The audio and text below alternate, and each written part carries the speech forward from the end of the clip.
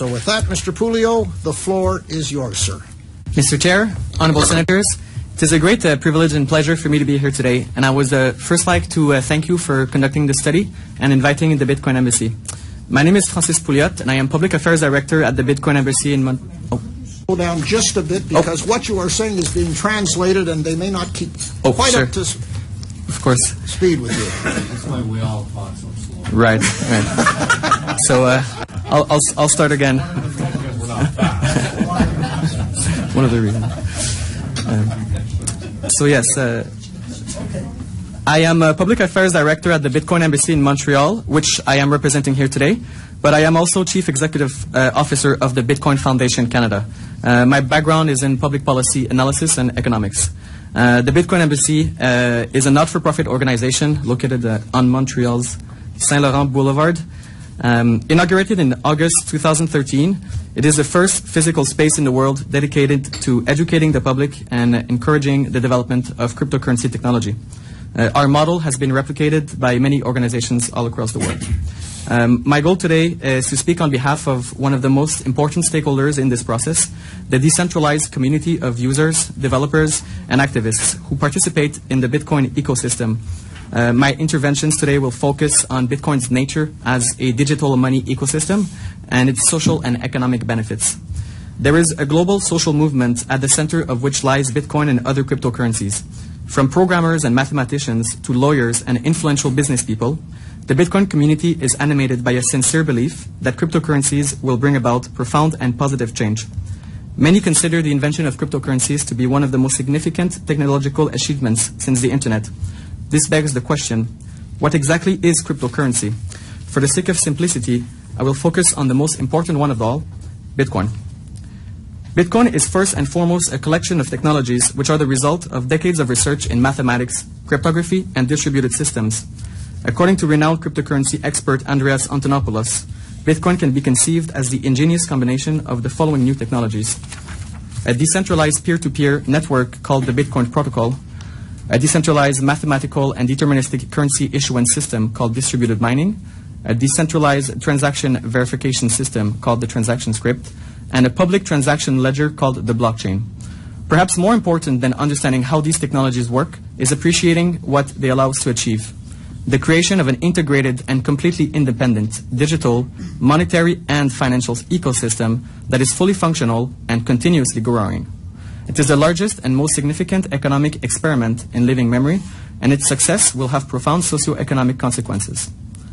Bitcoin's most distinctive feature is that both its network and its currency are completely decentralized, meaning that they are not controlled by any individual or corporation, be it financial institutions or government agencies. Another feature is that the currency and payment network elements of Bitcoin are linked together by what we would call a symbiotic relationship. One simply cannot exist without the other. Bitcoin is at the same time the transaction network and the unit of value transmitted in that network.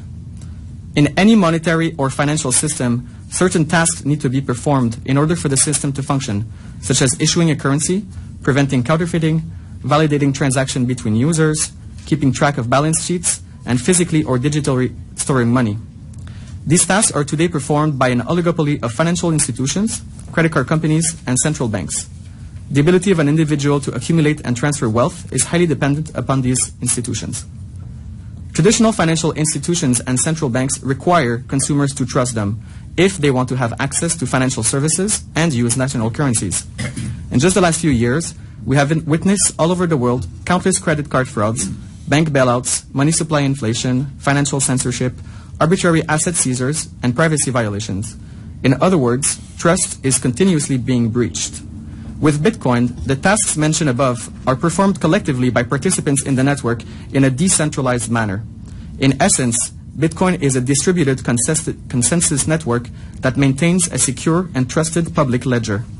The efficiency and coordination of those tasks is achieved because Bitcoin's underlying technologies were designed to produce incentive structures which participants will spontaneously follow. Trust in the system is based on computation and encryption rather than restricted access. This removes the risk of misuse, abuse, and system weakness that can come from centralizing control of a system in the hands of a few. Bitcoin also has interesting philosophical implications. In liberal thought, it is understood that individuals possess rights that are inherent to their very existence, as opposed to being granted by governments. Bitcoin is the first practical implementation of this concept when it comes to property rights.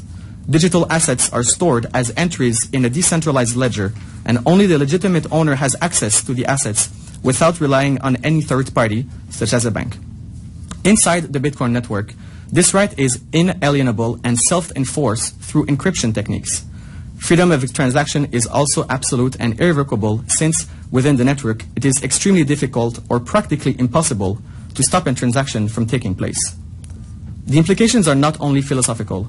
The liberating power of Bitcoin comes with considerable economic benefits. The Bitcoin network allows willing parties to transact instantly and directly with each other without the need for a trusted third party from and to anywhere in the world with minimal costs. No documentation or permit is necessary.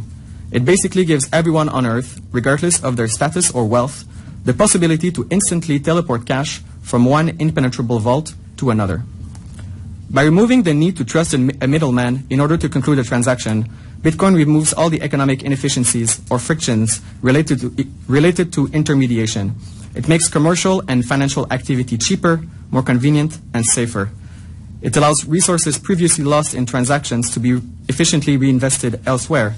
For the average user, Bitcoin will perform the exact same function as a credit card, albeit faster, with no risk of fraud or identity theft, and without the high fees. It is important for policymakers to remember the technological origin of cryptocurrencies. It is not simply another payment system to be studied within the conceptual framework of traditional financial services, nor is it simply a new form of money whose macroeconomic properties can be studied out of context, as if it was just another foreign currency, commodity, or precious metal. Bitcoin's growing adoption must be viewed within the scope of creative destruction, the process by which new and better technologies replace their obsolete predecessor. Everybody gains from such a process, except the business models that are gradually rendered obsolete, which most likely will be the most vocal in their effort to slow the rise of digital currencies. In this respect, I speak uniquely of Bitcoin, whose primary function is to transfer value. Other cryptocurrency systems, which allow self-enforcing smart contracts, decentralized autonomous corporations, decentralized marketplaces for goods, services, and financial products, are currently being developed. If these technologies become functional and widely accepted, there is really no limit to the efficiency gains that we can achieve.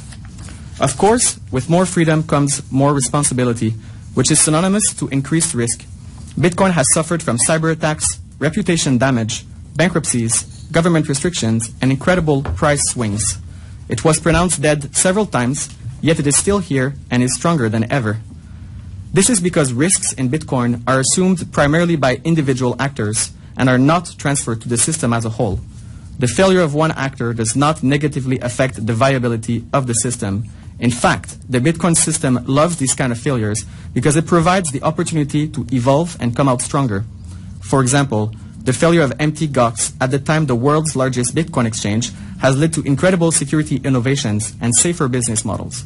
Because of this evolutionary quality, it is perhaps unwarranted to artificially decrease these risks via regulation when innovation continues to make Bitcoin safer.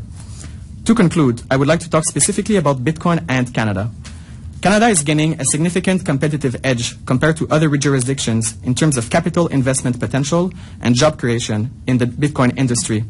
Our country is now perceived as a Bitcoin-friendly world leader in the cryptocurrency space.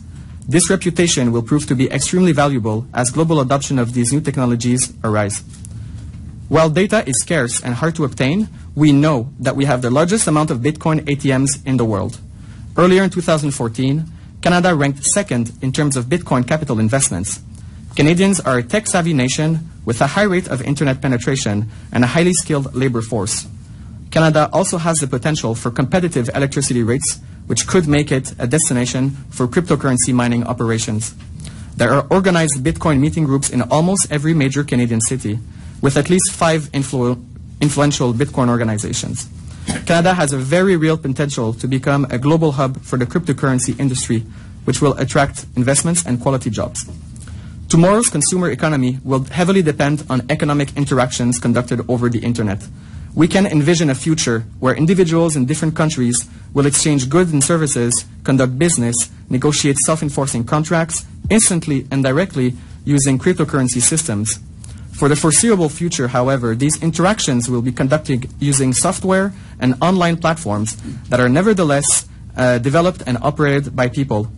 There will be a global demand for these services, and as a nation, we can only gain if these services are being developed in Canada rather than elsewhere. Thank you for your time, and I look forward to answering your questions regarding the concept of cryptocurrencies, their associated risk and benefit, and the Bitcoin economy.